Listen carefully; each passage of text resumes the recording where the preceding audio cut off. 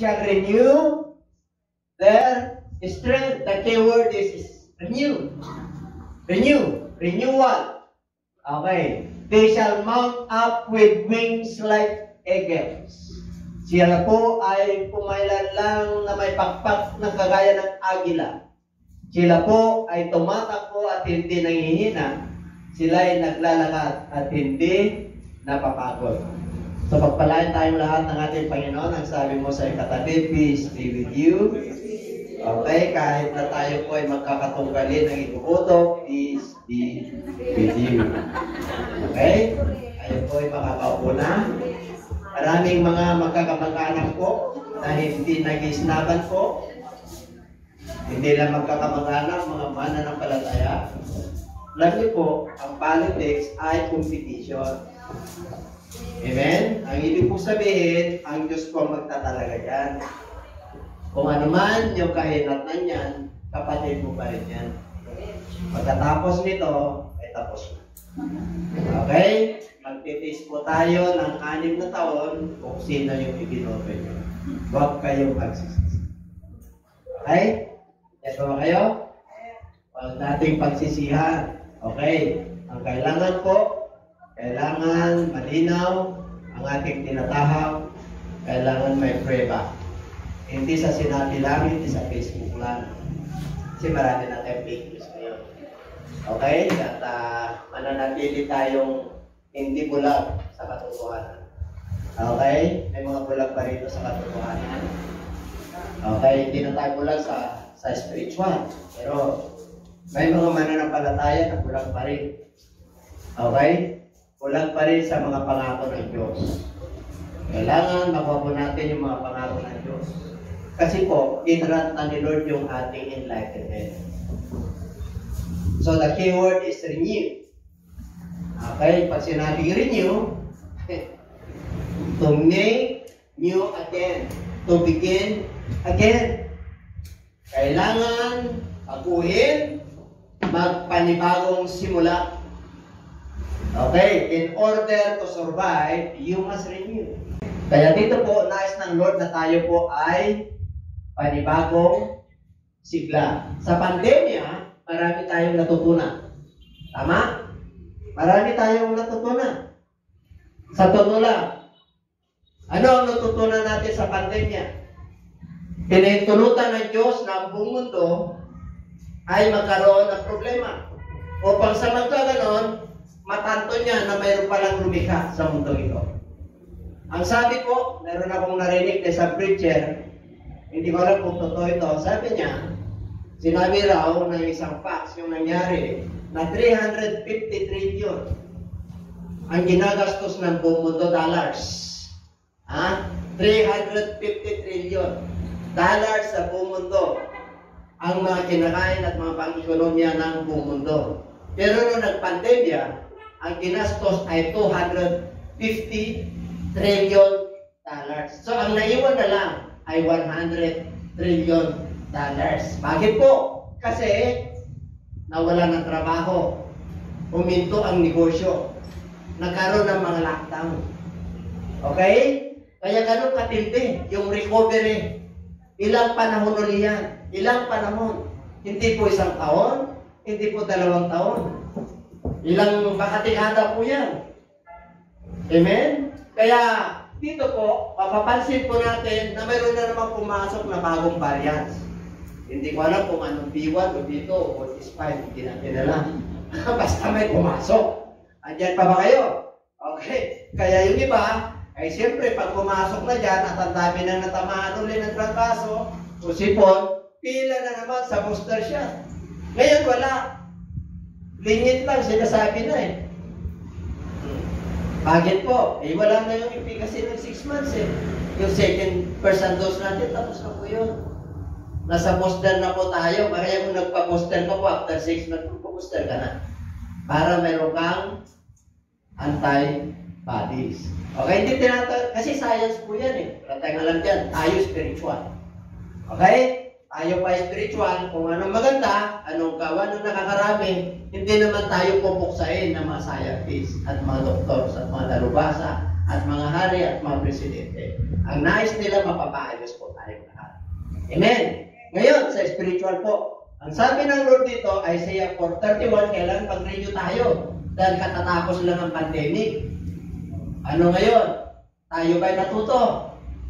O bumalik tayo sa dati? Amen? Nagkaroon ka ba ng natutunan? Dahil ang panahon po natin ngayon, pagdating sa buhay, iba po. Nung una, nung hindi pa bumapasok ang pandemya, nagsisikap ka, masipag ka. Pero pagkatapos ng pandemya, na-discourage ka. Discourage. Recover ulit. Maraming discouragement ang tao. Habang tayo po ay nabubuhay. Sa panahon po natin, talagang ang pumasok sa atin, talagang matindi po ito. Sapagkat ito po ay nangyari sa buong mundo. Ang sabi nga po, nung nagkaroon po ng maraming namatay po, ilang milyon na namatay sa buong mundo? Sa pandemya ito. Hindi ko na na-update, 6 million or 7 million. Dito po, 60,000 sa Pilipinas. Okay, ang sabi po, nag-agreement po, ang halaga na lang daw ng tao nung nag-agreement na po ay $3.98. Samantalang sabi ng Lord, even you can gain this forward if you lost your own soul. Grabe po ang halaga ng isang kaluluwa sa harapan ng Diyos. Okay, yung iba, parang manok na lang. Yung sabi ni Pastora kanina, nagdilim ang kanyang paningin, atik, yung anak niya, akala niya siguro manok. Tinapon niya, tinampas. O binugbog. Nung nagkaroon ng kamalayan, nasa kulungan. Puro bugbog. Dinugbog na siya, dinubog na siya. Pinatay niya yung anak niya, ginawa niya punan eh. Tinalibag niya sa kalye. Grabe, hindi ko na tinignan yung video. Bakit? Mahapag ka lang, yung mga bata, tinitignan pa nila. Maniwala sa kanila, pero nakamarka na po sa kanilang isipan niya. Kaya nga tayo, mag-ingat po tayo. Tayo po ay mga anak ng Diyos at nasa liwanag. Dapat maliwanag ang tinatahak po natin. Kaya dito, kailangan po natin ng renewal. Sabi mo sa katabi, kailangan natin na mag-renew. Ano yung i-renew natin? Okay, yun yung papag-aralan po natin. Kaya sabi po riyan, strength, ha?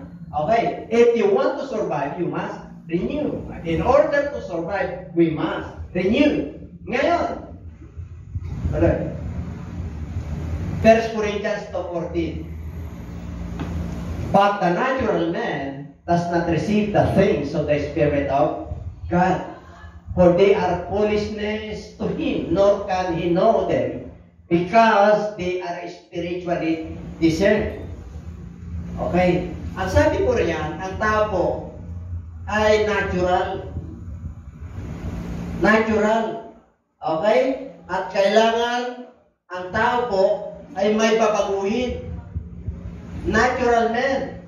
Pag sinabing natural man, hindi ka naniniwala sa mga bagay na spiritual. Ang pinapaniwalaan mo yung sarili mo, yung nakalakhan mo, yung napag-aralan mo, yung will mo. Yun lang. Pero tayo po ay mapalad. Bakit po? Hindi na tayo natural man. Ngayon, tayo po ay tumatanggap ng mga wisdom galing sa Diyos. Divine wisdom. Kasi yung mga nangyayari po dito, pag hindi mo kasama ang Diyos, mahihirapan kang makipagpaka. Mahirapan ka. Bakit po? Ay, tignan mo na lang ang mga bata ngayon, ang daming klaseng injection. Ang dami. Ang daming nilalagay. Kawawa. Diyan pa ba kayo? May mapalad kayo, may mga injection kayo nung bata kayo. Nung panahon po namin, di nakarating ang mga injection sa akin eh.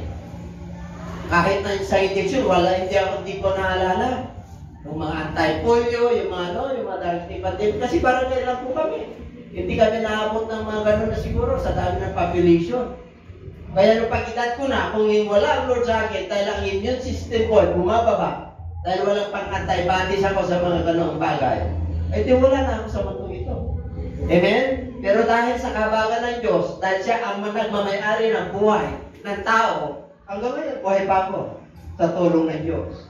And everybody say amen. May mapalad kayo, may mga shots na kayo noon. Ako wala, ni sa indiksyon wala akong naalala. Kaya nung dumarating yung mga sa kainan ng katawan, sa Diyos ako kumakapit. Hanggang kayo. Hindi pa ba kayo? Kaya pag may lumalabas ng mga allergy, ng mga kati-kati, pinagpipray ko na lang. Bakit? Alam mo na yun. Kaya dito, receive the things of the Spirit of God. Ang natatanggap po natin yung mga bagay na maka-Diyos, na nanggagaling sa Diyos. Wisdom, love, faith. Good things. They are yung mga wala sa Diyos, yung mga natural men, they are foolishness to Him. Yung mga bagay na pang-spiritual, foolishness, kamang-mangan, wala yan. Wala yung Bible nyo. Hindi totoo yung Diyos nyo yung pagbabalik. Hindi totoo yan. Kamang-mangan. Sa kanila, Lord, kaninudem. Hindi nila kilala kasi ang Diyos. Kaya sabi ron, because they are spiritually discerned.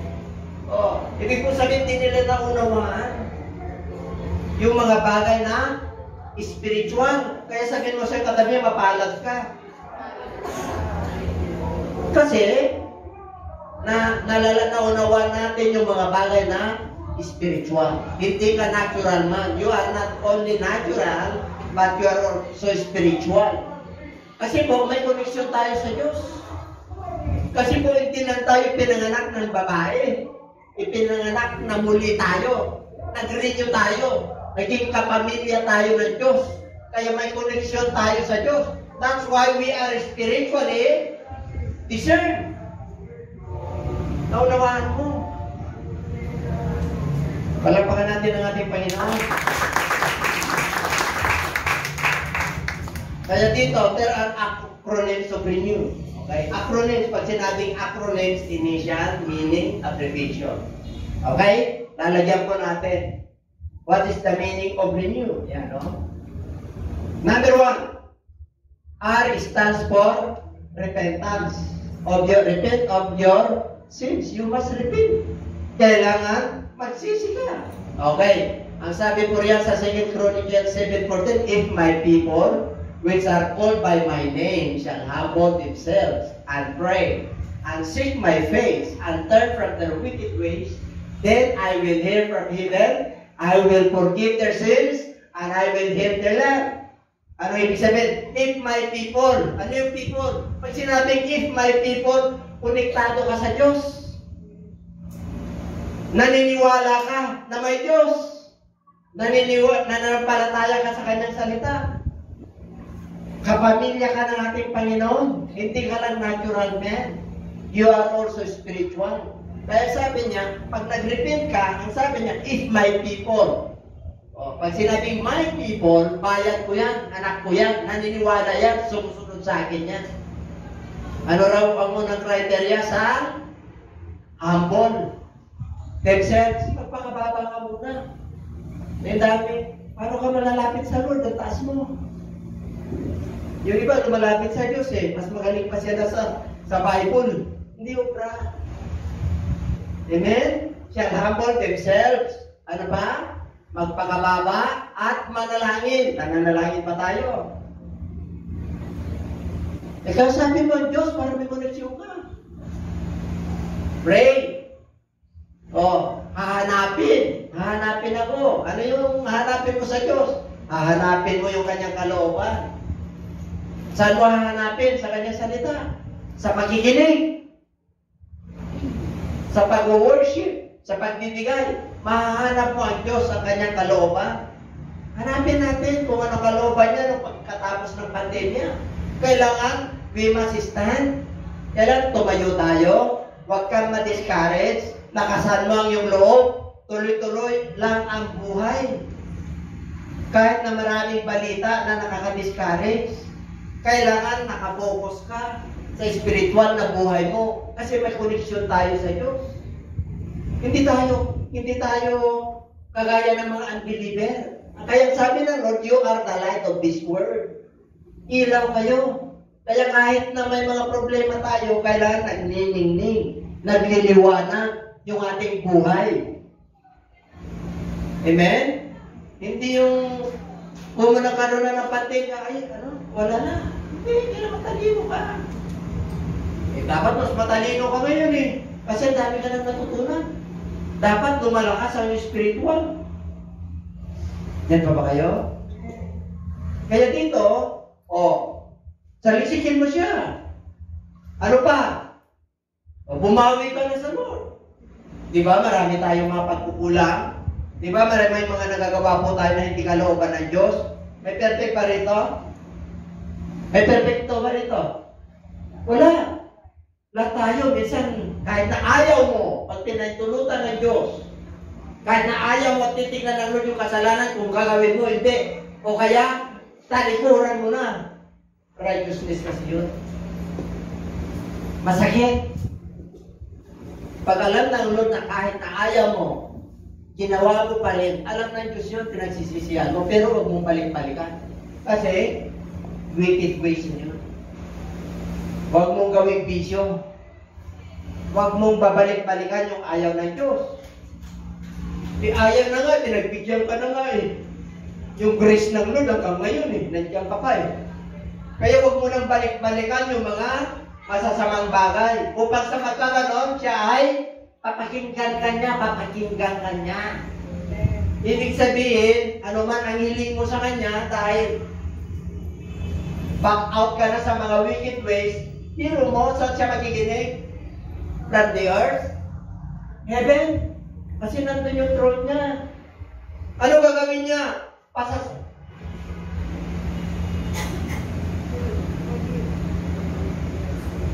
Ganoon din. Pinatawad na ba tayo? Yes, nung nag-repent tayo, nung nag-born again tayo. Pero yung ginagawa natin pagkatapos ng born again. Are you born of God? Yung ibang mananampalataya, hindi pa takot na gumawa ng masama para pakinggan ng Diyos ang inyong mga kasalanan. Bumawi ka na lang para patawarin ka, para pasaganahin ang inyong bulsa. Pasaganahin ang iyong kabuhayan. Pasaganahin pati wisdom and knowledge mo. Mag-mature ka sa iyong pananampalataya. Dati hindi tayo mature, immature tayo. Puro tayo reklamo. Ngayon, pinasagana ka na ng Diyos. Bakit? Nakakasunod ka na Yan pa ba kayo? Dumating lang ng pandemya, nakompromiso na naman ng iba.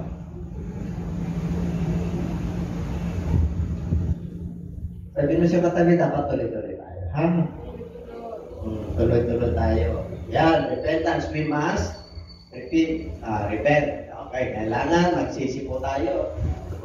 Kailangan araw-araw tayo nagsisisi. Hindi dahil hindi dahil nagsisisi tayo dahil ginawa natin yung mga bagay na intentional. Nagsisisi tayo kasi may mga unintentional. Mga bagay na hindi kinamamatay na kasalanan, unintentional. Di ba? Minsan, ano ba yung mga bagay na unintentional? Marami, yung nagiging common lang sa atin. May pera ka pa dyan? Wala. Pero mayroon. Tama? Nagiging normal. Diba? Nagiging normal. Saan ka pa pupunta? Diyan lang. Pero nandun na sa bahay. Normal Hindi mo napapansin. Hindi mo napapansin. Nandiyan ba si Ay wala. Nandun na sa trabaho. Hindi mo lang napapansin. Ang dami. Tapos nakasakit ka ng damdamin. Ang dami. Nag-isip ka pa ng masama. Nagsalita ka pa. Yung masama yung haka-haka mo, sinabi mo pa. Hindi naman pala totoo. Ang dami. Hindi lang natin napapansin. Kung gusto mo, napasaganahin ka ng Diyos, ito gawin mo. Ano raw? Magpakabaka. Analangin. Hanapin mo siya, yung kanyang katwiran, yung righteousness niya.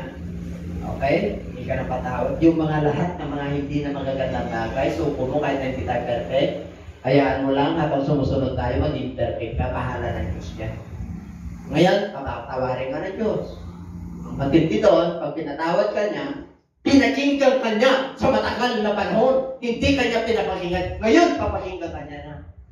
Ngayon, basta sa kamay na. Sino gustong sumagana ta sa kamay? Ano? Panahon na. Kaya mo sila hindi sumagana sa Diyos ka eh. Isasagana ka kahit na panahon ng pandemya. Amen? Okay. Kaya, number 2. Meron pa ba? Meron yan. Repent therefore and be converted. Okay.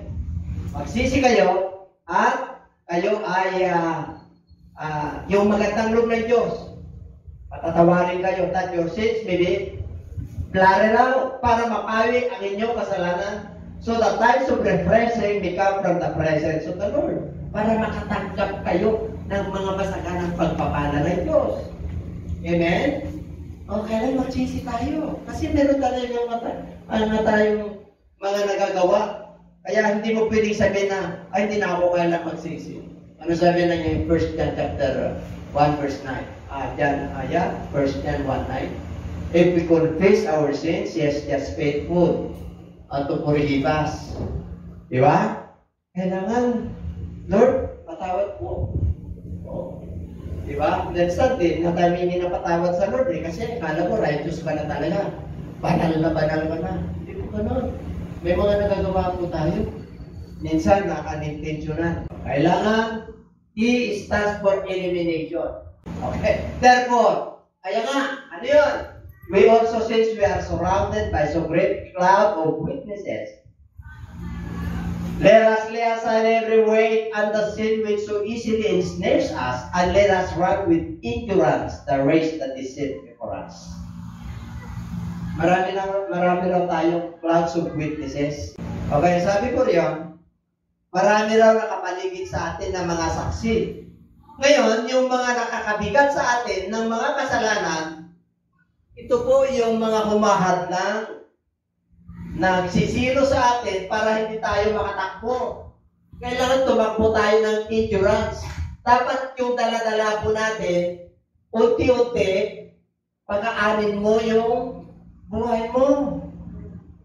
Ibig sabihin, kung may nakakabigat sa paglilingkod at pagtakubo mo sa espiritual, isuko mo yan sa Diyos. Panginoon, tulungan mo po ako. Wari, kasalanan, bisyo yan. Tulungan mo po ako, Panginoon, na may suko ko to. Para yung pagkain na yan ay magaan. Diba? Pag tumatakbo po tayo, kailangan, tingnan niyo yung mga runner. Ha? Yung mga talagang wala silang, diba? Nakasando lang. Kasi nang hangin yun eh. Makakapagbigat sa kanila yun eh. Kaya nakakaano lang po sila. Hindi ka pwedeng magpantalon na nakarunner ka. Eh, baka mamaya, maano ka pa. Madisgrasya ka pa. And let us run with endurance. Pag yung mga kasalanan, yung nagpapabigat sa'yo, yung nakakahatlang sa'yo sa pagtakbo sa spiritual, pag isinumo mo yan, kailangan tumakbo ka ng may pagtitiis. May pagtitiis. Ibig po sabihin, gumagaan lang, pero mayroon ka pa rin bagahe. Kailangan tumakbo ka ng may pagtitiis. Yung iba, hindi na nakatiis, kasi po hindi na nakatakbo, kasi punong-puno, hindi nila maisuko. Amen?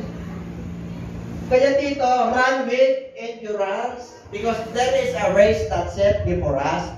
Ibig pong sabihin, mula nung tayo po ay na-born again, mayroon na tayong takbuhin na nakaset. Ano yung nakaset? Nakatakta.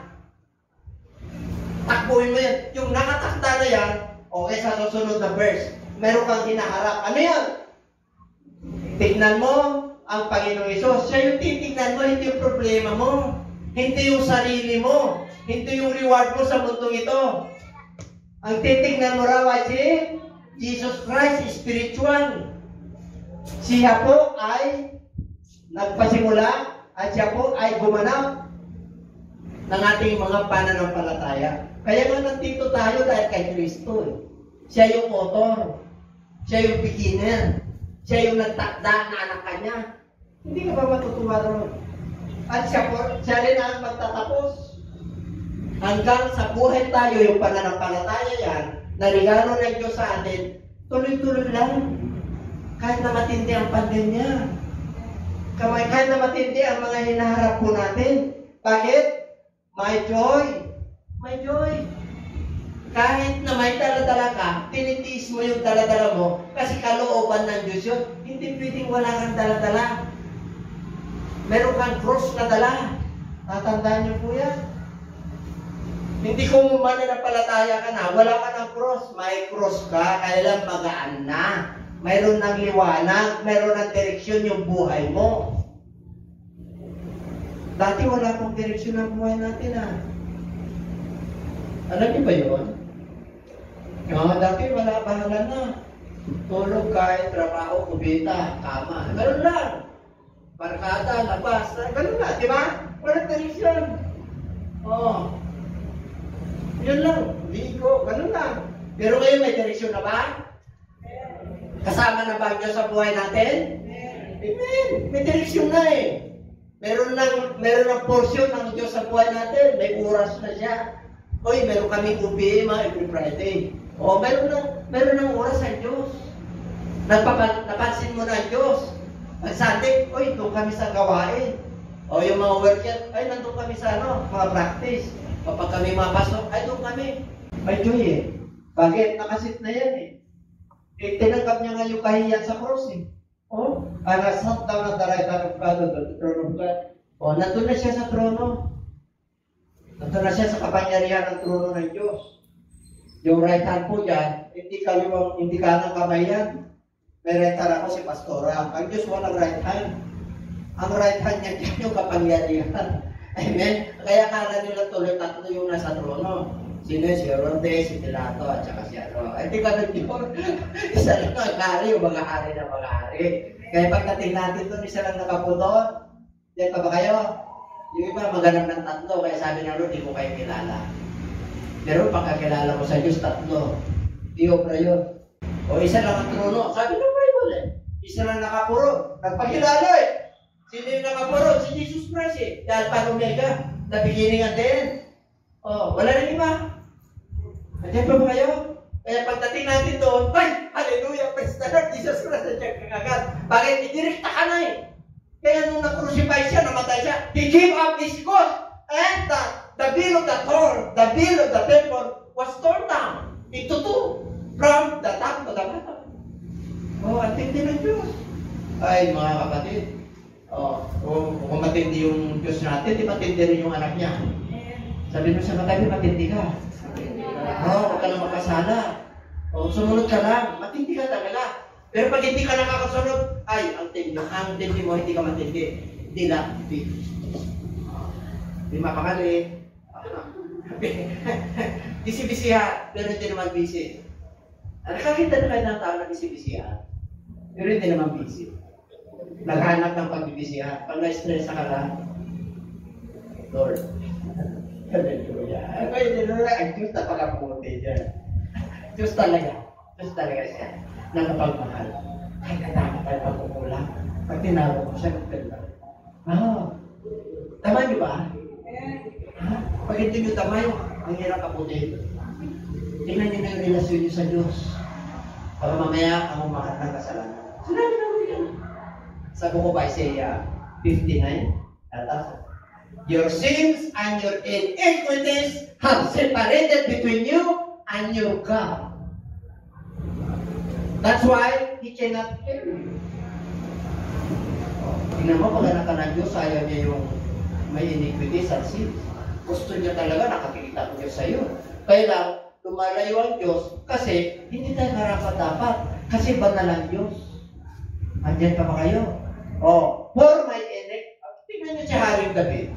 Ang aking kasamahan ay have gone over my head. Pero mo, nakukonsensya siya. Ang kanyang kasama na ginagawa hanggang sa ulo niya Bakit yung warrior yan? Dami pinapatay Pagdating niya sa isang lugar, kunin niyo sa Abigail. Kasi playboy yan Hari Diyan pa ba kayo? Daming asawa yan. Sa panahon natin, pwede mo ngayon. Babay, nung panahon ng Kristo, sana lang. Sana lang. Humingi ka nga lang na may pagnanasa sa babae. Nagkasala ka na ng adultery. Yung gawin mo pa. Isa lang. Pag Kristiyano ka, isa lang. Sabi mo sa katabi, pag Kristiyano, isa lang. Kita mo, yung ginagawa niya, hanggang nakukonsensya siya, alam mo naman grabe ang bigat nito. Pakabigat natin yan. Kaya pagka may mga dala-dala tayong pag-aalit, suko mo na yan. Amen? Suko na natin yan, kapatid. Okay, number 3. Hope. And stands for never stay in the past. Huwag kang magbabad sa mga nakaraan mo. Yung hindi ka naman bulay-bulayin mo yung nakaraan mo kung natuto ka. Pare, kahinaan mo, nagkasala ka, ay hindi ko nagagawin ito. Kaya meron ka ng reminder. Pero kung mag-stay ka dyan, yung mga negative sa buhay mo, ay manghihina ka talaga. Amen? Ano sabi niya? Never stay in the past, yung mga negatives. Yung nakakapag-demoralize sa'yo, ano dapat natin gawin? Mga kapatid, hindi ko pa itunurin ng sarili ko, ay I count out myself to be half apprehended. But one thing I do, forgetting those things which are behind, and reaching forward to those things which are ahead, I press toward the goal of the prize of the upward call of God in Christ Jesus. Hindi. Ang pinag-usapan ko rito, yung paglilingkod ni Apostol Pablo. Okay? I count not that I am not yet apprehended. Hindi ko pa ito naabot. Ano yung hindi niya naabot? Kasi po, may inabot siya pagdating sa spiritual. Okay? Hindi mo maabot yan habang nasa laman ka. Kaya sabi niya, hindi ko pa naman naaaring nabot ito. Kaya lang isa lang bagay ang aking ginawa. Mga bagay na yung mga dala-dala ko, forgetting those things which are behind. Yung mga negative mo nung nakaraan, hindi nakakapag dagdag sa'yo ng pagtakbo. Yung nakakapag-discourage sa'yo, ay kalimutan mo na yun. Tungtungan mo na lang yun para doon ka natuto. Tinutungtungan mo yun, yung mga bagay na wala na behind that and reaching forward to those things which are ahead. Dapat tumitingin ka na sa pangako ng Diyos. Kalimutan mo na yun, ito ang pangako ng Diyos. Natapos ng eleksyon, natapos ng pandemic, ito ang mga pangako ng Diyos. Hindi nagbago ang pangako ng Diyos. Dito na ako tutuntun. Dito na ako mag-stand sa mga pangako ng Diyos. Hindi yung mga nakaraan, hindi yung mga ngayon na mabalita. Ang balita, ang good news, ang salita ng Diyos. Dito ako maninindigan. Dito ako tatayo. Ito ang tama. Ito yung kanyang pangako. Kaya sabi niya, reaching forward to those things which are ahead. Alam niyo po, yung mga bagay na spiritual ay ahead tayo. Advance ka. Advance ka. Pati decision mo, advance. Bakit? Kasama mo Diyos eh. Hindi ka papahamak ang ating Panginoon. Kaya pa nakakasunod ka sa Lord, pati decision mo tama. Pag wala ka sa Lord, tingnan mo, decision mo mali. Mali. Wala naman eh. Yung iba, nahirapan. Yung iba, alam na po yung mga pangako ng Diyos eh. Alam na nila kung paano sila pagpapalain ng Diyos eh. Kaya lang, hindi sila makatindig. Kasi po, hinahanapan po tayo ng Lord ng righteousness. Yung katwiran niya, hindi yung katwiran mo. Hindi yung gusto mo, yung gusto niya. Okay? Kasi hindi ka naman talaga taga rito eh. Iwanan naman natin talaga lahat yan eh. Ang magiginabang naman yan, yung maiiwan natin na mga man sa buhay. Kaya kung kayo ay hindi may susuko, kailangan, ano gagawin? I press toward the mark of the goal. May goal ka. Ano yun? Merong halaga yung paglilingkod. Bakit? High calling yan ng ating Panginoon eh. Kaya hindi mawawala yung iyong paglilingkod. Bakit? Merong prize eh. Merong reward eh. Kaya ito ngayon yung goal mo. Doon ako tumatakbo. Doon ako tumitingin. sa high calling ko sa ating Panginoon, yung pagkatawag sa akin bilang anak ng Diyos. Yan, don't stay in the past. You must stay in the present and in the future. Kung yung past, yun yung doon ka matututo para hindi mo nagagawin yan, yes, pero wag kang magpababa yan. Amen? Ano yun? Doon ka na lang natuto. You learn from your experience. And everybody say amen. Dapat tututo po tayo kung saan tayo natapak, hindi ko nagagawin. Hindi ko nagagawin. Pero pag napaintulutan na, nagawa mo, Lord, patawad ko. Patawad ko. Hindi ko na talaga gagawin. Tapos ginawa mo ulit, patawad ko. Binatang ka na, patawad ko. Ang Lord naman, lagi nagpapatawad eh. Nandiyan pa ba kayo? Akala mo may connection ka pa. Ano sabi ng Lord? Akala mo, nasa pananampalataya ka pala. Pala tibag na. Tumatawag ka sa akin, Panginoon, di kita kilala. Bakit? Disconnected ka na pala. Nakita ka na kayo ng cellphone na disconnected. Wala ka ng load. Ako sa PUK. The number you are calling is, wala na. Pero alam mo naman yung unattended. Ibig sabihin, out of coverage area lang yan. Pero yung disconnected na, hindi mo na talaga makakon. Wala na talaga. Ang hirap pag disconnected ka sa Lord. Amen? Kaya may communication ka sa Diyos. Sabi ng Jeremiah 33, 24/7 yan. Alam na niya, I will answer you. And I will show you mighty things that thou knowest not. Kahit na pandemya, may mighty things. Mga promise ng Lord na hindi mo akalain. And everybody say amen. Akala mo lang mahirap ang buhay, pero nakatuntong ka sa sarap ng buhay. Masagaan ang buhay. Kasiya-siya ang buhay. Bakit? Kasama mo naman si Lord. Basta dito tayo, tumatahan sa kanyang salita. Hindi, the past. Nandiyan pa ba kayo? Kaya kayo? Ano na tayo? Forward ka na. Sabi mo sa katabi, forward tayo. Yung iba, nagpapabad. Kayo na lang. Ang iba naman, nagpapagward. Forward ka, mag-post ka na.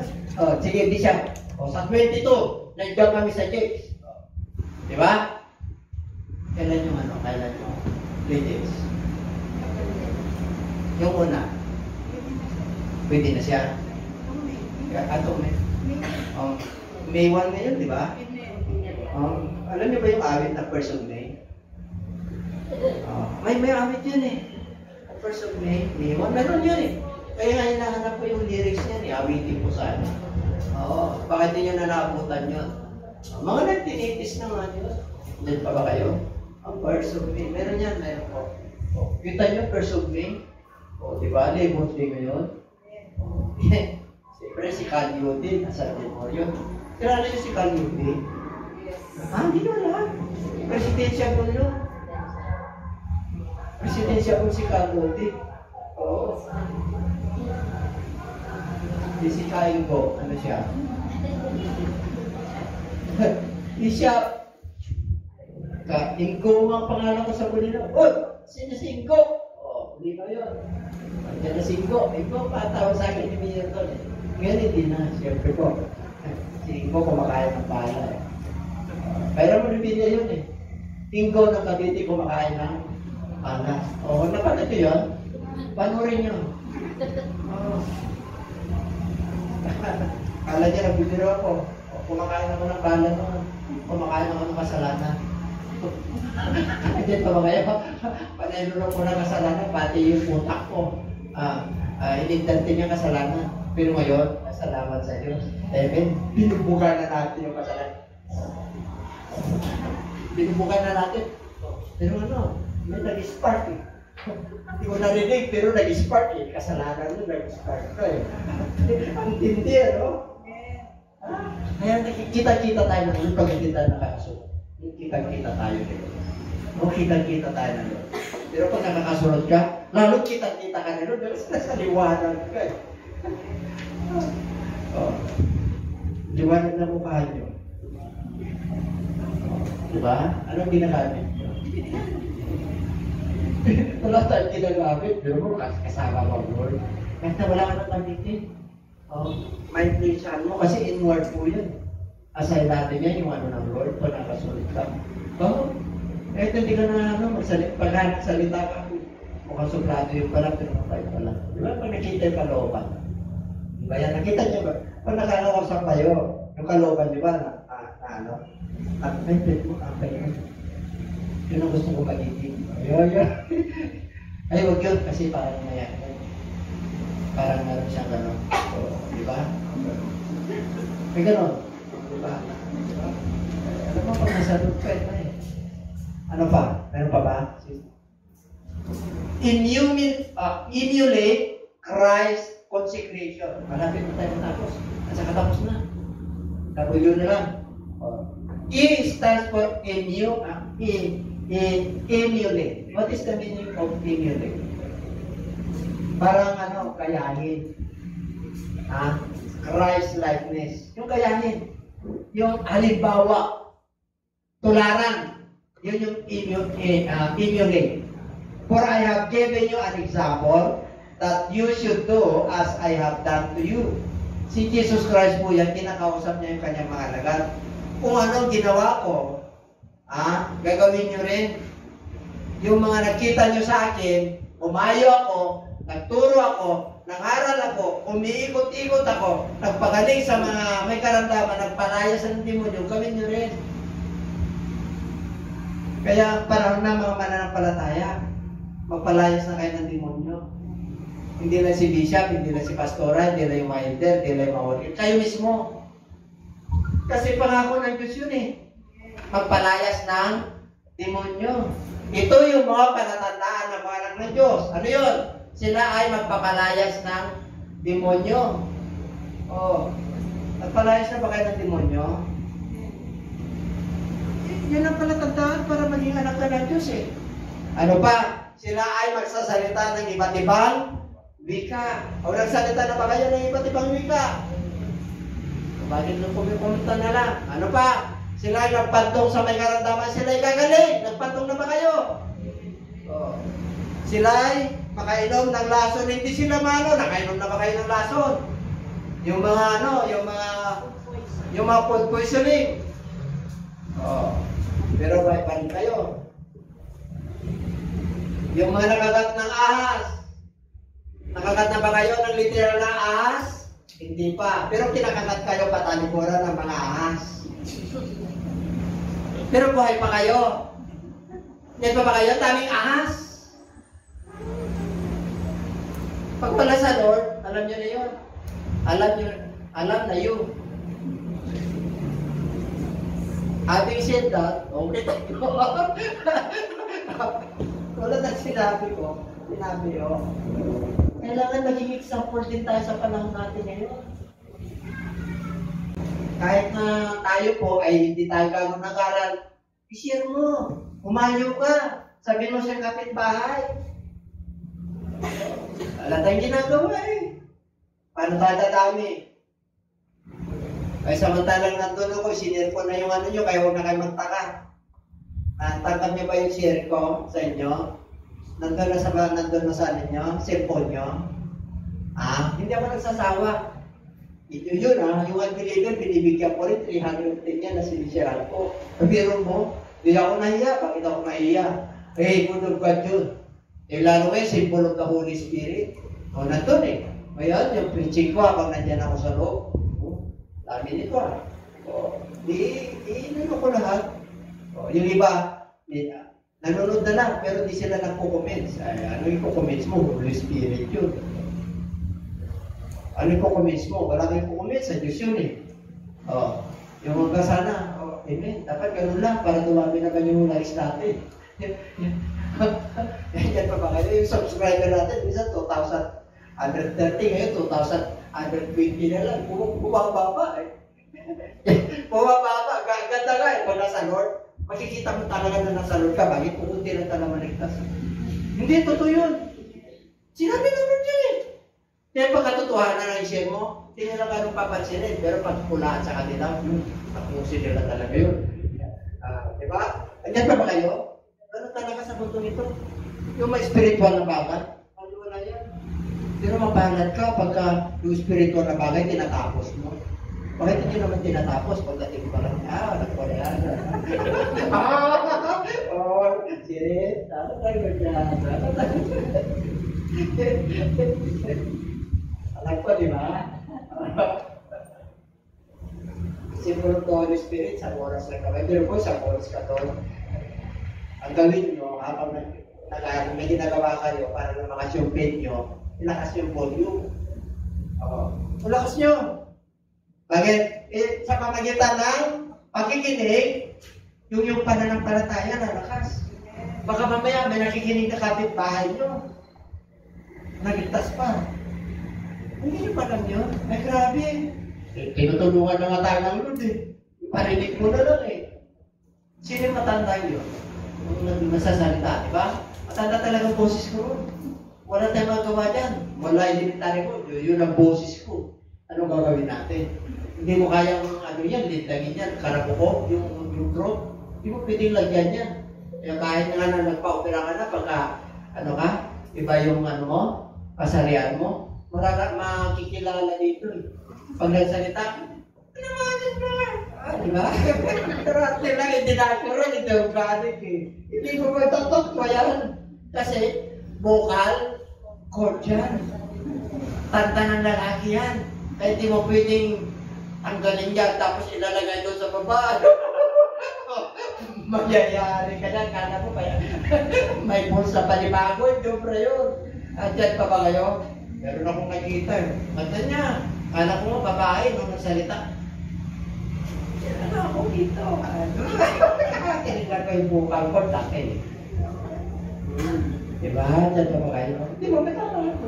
Kaya, example tayo eh. Ilaw tayo eh. Sabi mo mas tayo yung nagkagalit tayo. Oo. Tingnan mo nga kung nag-iinig ka. Dapat nag-iilaw tayo. Tumigat namin ni Pastora. Pumunta ka, ayos na yung pagkatarive ko na lang, medyo ano na ako eh. Kasi tumarating yung pagka-vertigo ko. Vertigo. Nung nakarang araw, sinumpong ako eh. Pag-gising ko, hilo na ako eh. Pero manahilo ako, gano'n ako agad. Grabe. Dalawang klase yan, high blood na heart or vertigo. O yung mga bearing ko dito, yung mga bonitas ko, yung mga balancing. Pero napakabuti ang Lord, no? May pambalansin ka. Alam niyo ba itong umikot? Itong umikot, di ba yung pambalansin natin? Kung wala yun, ikaw ang ngayon ang iikot. Ikaw ang iikot, yung mata mo umikot. Bakit? Nawala yung pambalansin ng mundo nito eh. Grabe ang pag-create ng Lord sa atin. Alam niyo ba? Isang scientist, sabi nung nag-remit sa Amerika, 3.19 dollars na lang. Parang buhay na lang manok, yung buhay ng tao. Alam niyo, isang scientist, lahat ng diniscover na for how many years? Alam niyo kung magkano halaga ng isang tao? Yung kanyang scientist yun. Bawat yung cost, pati nitid, pati yung mga ugat, $4 quadrillion. Quadrillion. Nakakita na kayo ng quadrillion. Pagkatapos ng trillion, quadrillion. Yun yung halaga ng isang tao. Kaya sabi pala ng Lord, yung halaga ng isang kaluluwa ay halaga ng grabe pala. Ganyan ka pala kahalaga. Ganyan pala kahalaga yung mga kaluluwa. Kaya mag-renew na tayo, mga kapatid. Malapit na darating ang Lord. Gising! Tulog pa yung ating mga pananampalataya. Gisingin mo na yan. We must emulate Christ consecration. Yung consecration, pagtatalaga. Talaga mo na. Magiging halimbawa si Kristo sa ating buhay. Siya yung inspirasyon natin. Amen? Yung iba, nawawala yung inspirasyon niya kay Lord eh. Ang inspirasyon niya sa pamilya niya, sa karir niya, sa trabaho. Di masama yun. Ang inspirasyon niya, yung pula, yung puti, yung dilaw. Ang inspirasyon mo, dapat Pilipino ka. Ano ang kulay mo? Yun. Yung talaga, hindi nyo alam pala. Ngayon, alam nyo na.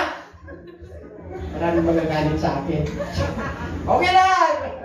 Ako nagbabanggit. Ay, di ba? Pag puti, dilaw. Diba? Anong tunay na kulay? English. Brown. Who are brown? Filipinos. Tagalog ng brown. Ha? Ano Tagalog ng brown? Moreno. Moreno ka o morena ka? Yan ang tunay na kulay ng Pilipino.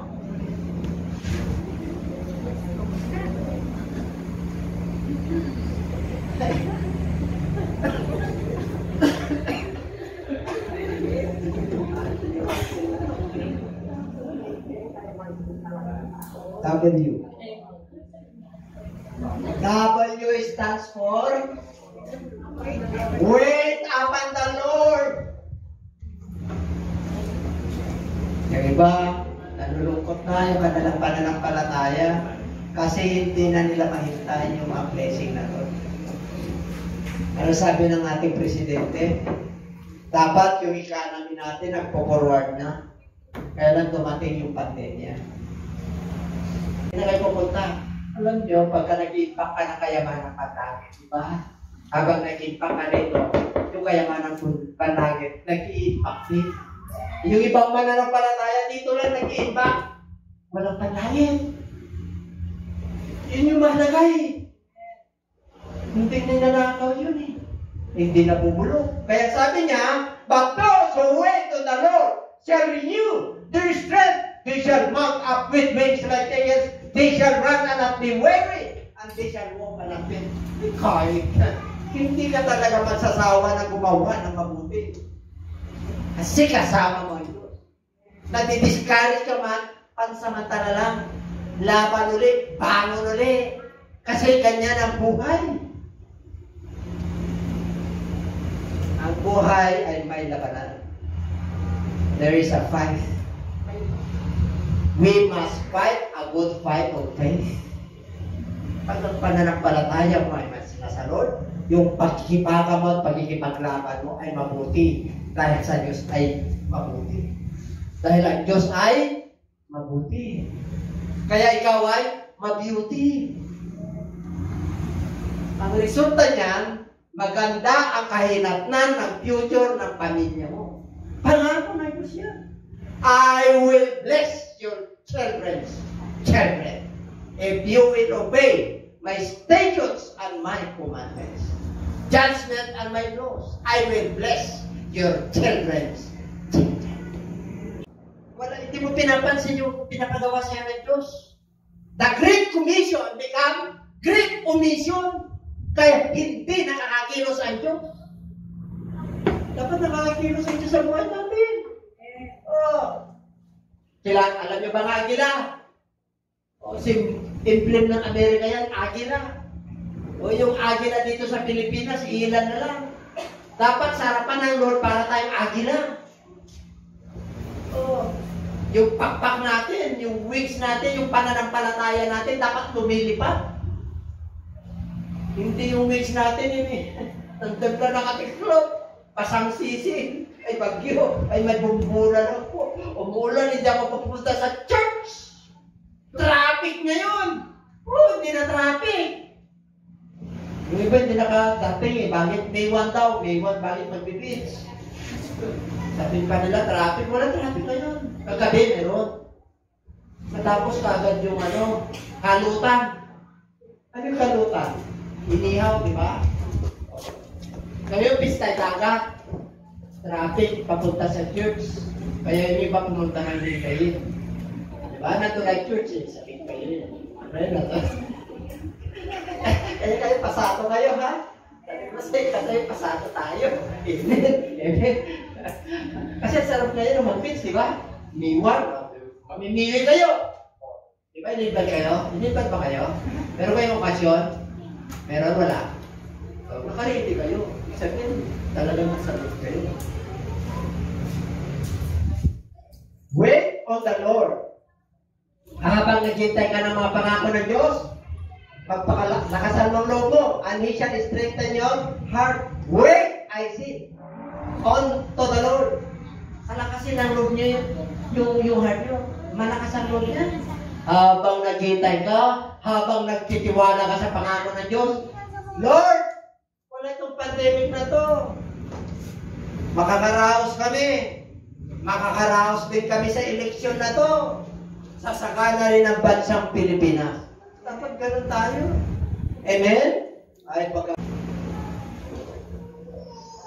For God is not unjust to forget your word. Makatwiran ng Diyos. Bakit?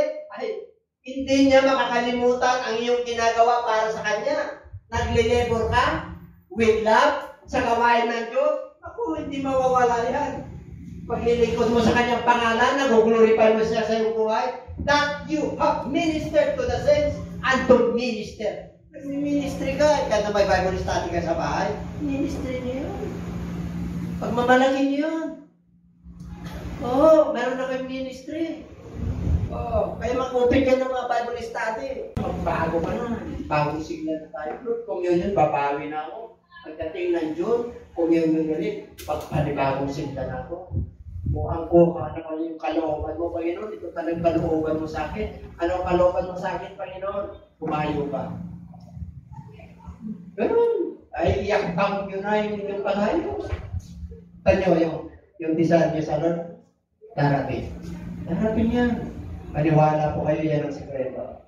Sabi niya na and we desire that each one of you show the same diligence to the full assurance of hope until the end. Hanggang buhay tayo, tuloy-tuloy. Bakit? Grabe yung diligence, yung pagtitiis, yung ano natin, kakayaan natin na paglilingkod. There is the assurance of hope until the end that you do not become sluggish. Ano yung sluggish? Hindi naman kaya ka ba't basura, but imitate those who through faith and patience. Ano lang yung kakayaan natin? Yung may at pagtsatsaga, sila yung magtatamo ng mga pangako ng Diyos. And everybody shout, praise the Lord. Praise the Lord. Palakpakan po natin ang ating. Therefore, we do not lose heart. Kaya nga, hindi tayo manghinawa. Ano? Even though our outward man is perishing, tumatanda ito. Ang kakasakit. Yun yung outward. But, yet the inward man is being renewed day by day. Ano ibig sabihin? Yung ating spiritual, lumalakas. Yun yung lumalaban. Kahit natumitan na tayo, may nararamdaman na tayo at nanghihina. Ang nagbibigay ng kalakasan sa atin, yung inward man. Yung soul, yung kasama natin ng ating Panginoon. Hallelujah. Praise God. Sa puri ng Diyos, salamat.